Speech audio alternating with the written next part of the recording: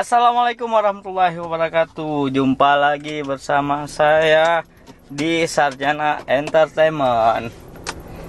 Hari ini saya sedang dalam perjalanan menuju ke persiapan anniversary YVCI Banda Aceh One Dekade One Harmony. Ikuti terus bagaimana kegiatannya. Tetap ikuti kita di Sarjana Entertainment bersama YVCI Banda Aceh. Hai guys, malam ini kita persiapan anniversary yang ke 1 dekade YVCI chapter Banda Aceh.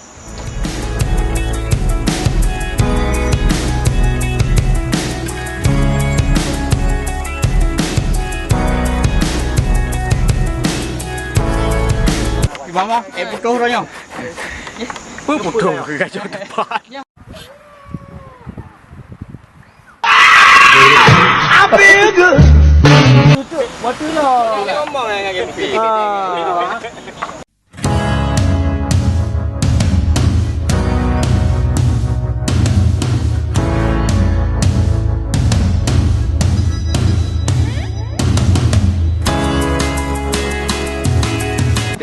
Anniversary singa. Jadi anniversary besok. Jadi. Sudah balik. Ino lah, putuh le. Ini perjuangan kawan kita.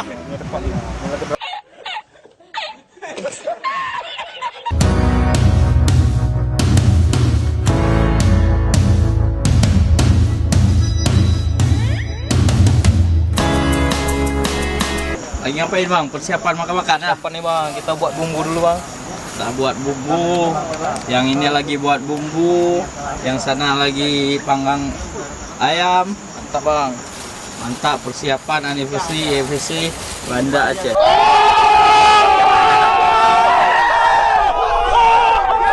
Persiapannya bang? Persiapan buat camping asyik YVPA Jilid 3. Rumah bang, sendiri aja bang ah? Ya, di sana nggak kelihatan bang. Nggak nampak bang ah? Gelap kali bang? Iya, Suram bang? suram seperti masa depan.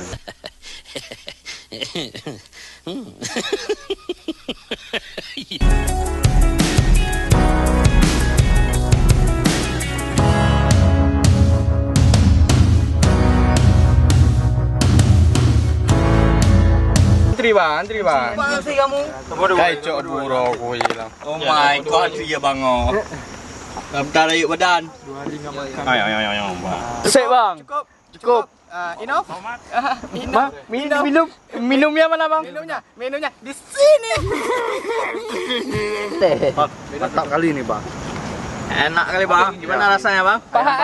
Paha ya. Ini dada hot bang.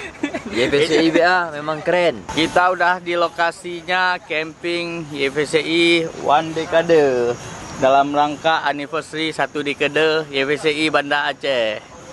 Kita lihat kegiatannya, keseruannya, semuanya ikuti terus. Tetap pantau terus channel kita.